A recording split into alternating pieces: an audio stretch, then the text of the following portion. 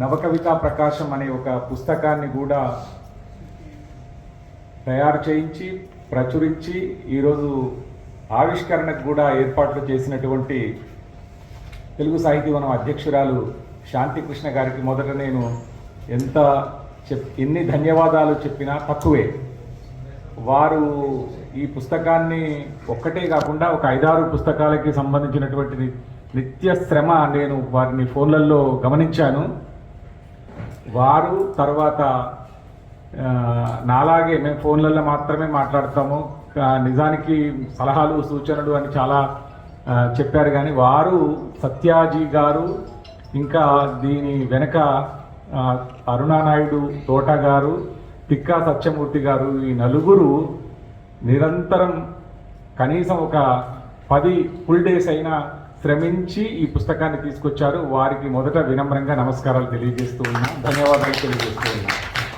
ఇంకా 9 మంది ఈ పుస్తకాల మీద నవ అనే దానికి 2 పేర్లు ఉంటాయని బహుశా మన సత్యాజీ గారు ఊహించి ఉండవచ్చు. నేను పేరే ఏం పెడతారో అనేది లేదు. ఏనుగు నరసింహారెడ్డి కవిత్వ వైవిధ్యం, ఎందుకంటే ఇతను వచన కవిత్వం రాస్తాడు, ఇతను పద్యాలు కూడా రాస్తాడు, ఇతను రుబాయిలు కూడా రాస్తాడు అని చెప్పడం కోసం వైవిధ్యం, అది రూప వైవిధ్యం అనుకున్నాను. కానీ వస్తు వైవిధ్యం చాలా ఉంది, రూప వైవిధ్యం కాదు అని ఇంకొక అర్థం కూడా వచ్చేటట్టు నవ కవితా ప్రకాశం పెట్టినటువంటి పేరుగా పెట్టినటువంటి నలుగురికి నేను ఈ పుస్తకము భౌతికంగానే కాకుండా లోపలికి సారాంశం ఎట్లా ఉందో నేను కూడా పుస్తకాన్ని ఇప్పుడే చూశాను. కాబట్టి దీని లోపలికి పోతూ ఉంటే చంద్రయ్య నాకంటే ముందు దాన్ని సాఫ్ట్ కాపీ అయినా చదివాడు. కాబట్టి ఇది చాలా నేను ఎల్లకాలం దాచుకోదగిన పుస్తకం తీసుకొచ్చినందుకు దాన్ని ఇప్పుడు అపురూపంగా విశ్లేషణ చేసిన మిత్రుడు చంద్రయ్య గారికి ధన్యవాదాలు తెలియజేస్తున్నా. ఈరోజు ఈ సభలో ఉన్నటువంటి పెద్దలు, నిజానికి అంపశయ్య నవీన్ గారు ఇక్కడ వేదిక ముందు మీద ఉన్నటువంటి అందరికీ కూడా మార్గదర్శకులైనటువంటి వారు ఈ వయసులో వస్తారా రారా అంటే మనం అడిగి చూడడంలో తప్పులేదు, సార్ని ఎట్లయినా రప్పిస్తే మంచిది అని అనుకున్నాము. అదృష్టవశాత్తు వారు ఆవిష్కరించారు, వారికి ధన్యవాదాలు. ఇక పెద్దింటి అశోక్ కుమార్ గారు, సుమన ప్రణవ్ గారు, పెద్దింటి అశోక్ కుమార్ గారు నిజానికి కథల పుస్తకం గురించి మాట్లాడితే సాధికారికంగా వారే మాట్లాడాల్సి ఉంటుంది. కానీ ఆ పుస్తకాన్ని ఇప్పుడు నేను అనుకుంటా సత్యాజీ గారు పరిచయం చేస్తారు. ఇద్దరు సగం చేస్తారా? ఒక్కరు చేస్తే కూడా చంద్రయ్య గారు 15 నిమిషాలు తీసుకుంటే వారు ఒక్కరు అర్ధగంట సేపు మాట్లాడగలిగేటటువంటి సమర్థులు. కాబట్టి అందరం సమయాన్నే పాటించాల్సి ఉంటుంది. నన్ను తక్కువ అన్నారు కాబట్టి నేను ఎట్లా ముగించాలో అర్థం కాక ఇవన్నీ చెప్పాను. ఇందులో ఒక్కొక్క పుస్తకం గురించి మాట్లాడుతూ చంద్రయ్య గారు చేసినటువంటి విశ్లేషణ కంటే పుస్తకం లేని ఇల్లు ఎడారి అని వాక్యాలు 2-3 గుర్తు తేవడమే కాకుండా ఇందులో ఒక్కొక్కరు కనీసం 10-20 కోట్స్ని, అంటే కోటబుల్ లైన్స్ని నా కవిత్వంలో నుంచి ఏరి చెప్పారు. ఈ ఏరినప్పుడు చెప్తూ ఉన్నప్పుడు నేను జూమ్లో చాలా ఆనందంతో వింటూ పులకించిన మాట ఎంత వాస్తవమో. ప్రేమ సీతయ్య గారి కవిత నేను ఆ రోజు విన్నానో లేదో నాకు సరిగ్గా గుర్తు రావట్లేదు. కానీ మంథా అనురాధ గారు, తర్వాత నవీన్ హోతా గారు, అరుణ సందడి గారు, శ్రీధర్ రెడ్డి బిల్లా గారు, వీళ్ళందరూ అప్పుడు మాట్లాడుతున్నప్పుడు విన్నాను, చదివినప్పుడు కూడా విన్నాను. జూమ్ మీటింగ్ని గుర్తు తెచ్చుకుంటున్నా. జూమ్ మీటింగ్ని 1.5 మ్యాక్సిమం 2 గంటల్లో నేను అదే చెప్తున్నా. 2 గంటలకు మించకుండా చేయాలి అంటే నేను ఆ రోజు మహబూబ్ నగర్ పోవాల్సి వస్తుంది. ఇక్కడ బయలుదేరి మహబూబ్ నగర్కు పోయి అక్కడ మొత్తం అక్కడ 1 గంట కూర్చున్న దాకా నడిచింది, 4 గంటల జూమ్ నడిచింది. అంత ఇష్టపూర్వకంగా చేసినటువంటి ఇది.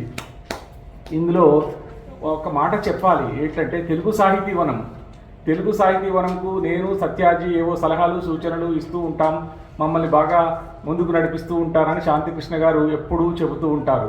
నిజానికి తెలుగు సాహితీవనంకు మేము సలహాలు ఇచ్చి ముందుకు నడిపిస్తున్నామా లేక తెలుగు సాహితీవనం మమ్మల్ని నడిపిస్తుందా అని నాకు డౌట్ వచ్చింది. ఎందుకు డౌట్ వచ్చింది అంటే సత్యాజీ గారి విషయం కాదు, నా విషయం అయితే ఎందుకు డౌట్ వచ్చిందంటే నేను కథలు రాయను ఎక్కువగా. నవీన్ సార్ కథలు రాయాలని చెప్పాడు, నన్ను కథలు రాయమని పట్టుబట్టి రాయించింది శాంతికృష్ణ గారే. మీ కథ వచ్చిందాక 10 రోజులు ఆఫ్టర్ సార్ రాయాల్సిందే అన్నది. నేను నైట్ 10:30కి ఇంటికి వస్తున్నానమ్మా, నేను కథ ఎక్కడ రాస్తా రాయను అంటే, లేదు మీకోసం గ్రేస్ ఇస్తా అన్నది. ఈ గ్రేసు ఇవి మొత్తం అన్నీ చూసుకుంటే కూడా ఎన్ని రోజులు లేట్ చేశానంటే నేను బహుశా నా కథ అది ప్రింటింగ్ ప్రెస్కు పోయే ముందర పోయింది. ఆ కథకి కూడా నేను పెట్టిన పేరు ఒక భయంకరమైన పేరు, జలగలు. ఈ జలగలు అంటే నా పేరు మార్చుకున్నాం తర్వాత. జలగలు అంటే ఎందుకంటే ఇప్పుడు కాక్రోచ్లు ఉన్నాయి కదా, కాక్రోచ్ అని అన్నందుకు ఆత్మవిశ్వాసం ఎంత పెద్దది నిరూపించబడ్డది. ఈ కాక్రోచ్లు అని నువ్వు అంటే అవును నువ్వు పెట్టిన పేరే కానీ కాక్రోచ్కు ఉన్న ఆత్మవిశ్వాసం నువ్వు ఊహిస్తున్నంత చిన్నది కాదు అని నిరూపించారు. నేను దానికి సపోర్టింగ్గా ఒక కవిగా రచయితగా నేను కాక్రోచ్లకి ఏం చేయగలను అని ఆలోచిస్తే నాకు ఒక గొప్ప థాట్ వచ్చింది, అదే జలగలు. ఆ జలగల ఏంటో వస్తువు ఇందులో ఉంది. జలగలకి పేరు మార్చి మొట్టమొదటి కథ కింద పెట్టాడు సత్యాజీ గారు. దాని ఏంటంటే ఎంతెంత దూరం, ఫక్తు రాజకీయ కథ. రాజకీయ కాదు, ఇండైరెక్ట్గా రాజకీయ కథ. ఈ రాజకీయం ఎందుకు వచ్చింది అంటే నాకు ఈ సంవత్సరం ఈ కథ రాయించారు, పోయిన సంవత్సరం సేవింగ్ ది స్కిన్ అని ఒక కథ రాశాను, అది కూడా శాంతికృష్ణ గారు పట్టుబడితేనే రాశాను, అది పోయిన సంవత్సరం పుస్తకంలో వచ్చింది.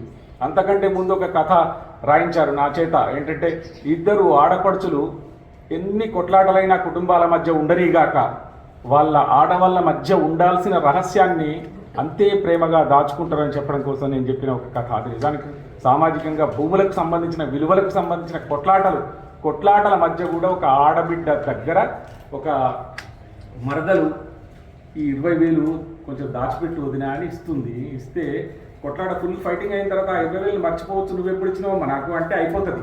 అడగరుగా, అడిగే దమ్ము ఇవ్వకు కూడా లేదు, ఎందుకంటే ఈ ఇంట్లో కూడా తెలియద్దు కదా.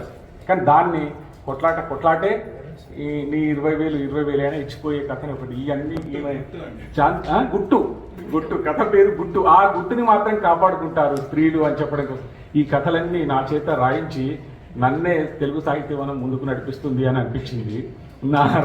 నేను ఈ అధికారి అంటారు, ఇది ఎక్కువ వాడద్దు అని నేను అనుకున్నా కొద్దీ అది ఎక్కువ వాడుతూ ఉన్నారు. ఈ అధికారి అయినా రాజకీయం చూస్తే రగిలిపోకుర తమ్మి అని నేను రాయాల్సి వచ్చింది. రాజకీయాలు చూస్తే అంత కోపం, అంత ఆవేశం, అంత వేదన కలుగుతుంది.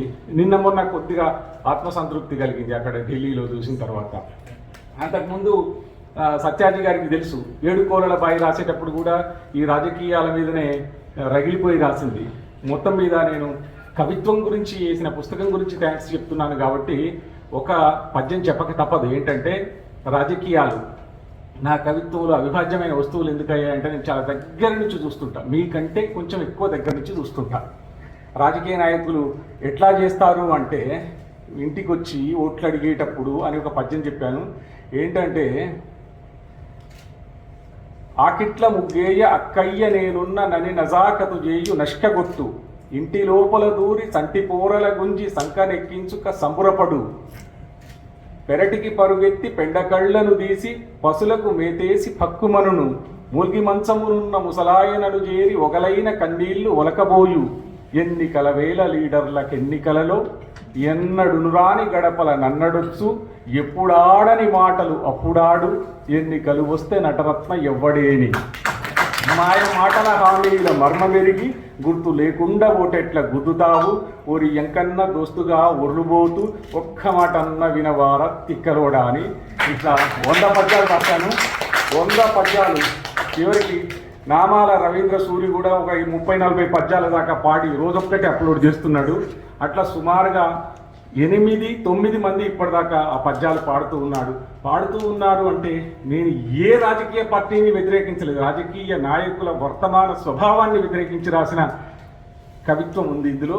దాన్ని ఇండైరెక్ట్గా చెప్పాడు చంద్రయ్య. తర్వాత ఈ కథలో కూడా అదే ఉంది. ఇట్లాంటి కథల్ని కవిత్వాన్ని నా చేత రాయిస్తున్నటువంటి శాంతికృష్ణ గారు చేస్తున్నటువంటి కృషి చాలా అపరూపమైనది. ఏంటంటే ఆమె దాదాపు తన సొంత రచనకి 30-20% కాలాన్ని వెచ్చించి 80% తెలుగు సాహితీ వనానికి కేటాయిస్తున్నటువంటి వ్యక్తి. వీళ్ళు అమెరికాలో ఉన్న 3తోటి, ఒక వైజాగ్ మిత్రుడితోటి, ఒక అనంతపురం మిత్రురాలితోటి, ఒక నలుగురు హైదరాబాదీలతోటి ఈ సంస్థని నడిపి ఒక నెల్లూరు మిత్రురాలు అరుణ గారు, ఇట్లాంటి వాళ్ళందరినీ చూసి ఈమె ఈ సంస్థని నడపడం అనేది ఎంత కష్టమో నాకు తెలుసు. కానీ అట్లా నడుపుతూ కూడా ఎన్ని పుస్తకాలు వేశారు, ఎన్ని జూమ్ మీటింగ్లు కండక్ట్ చేశారు, నేను ఎన్ని సందర్భాల్లో పాల్గొన్నానని ఆలోచిస్తే తెలుగు సాహితీవనం చేస్తున్నటువంటి కృషి ఇప్పుడు అర్థం కాదు.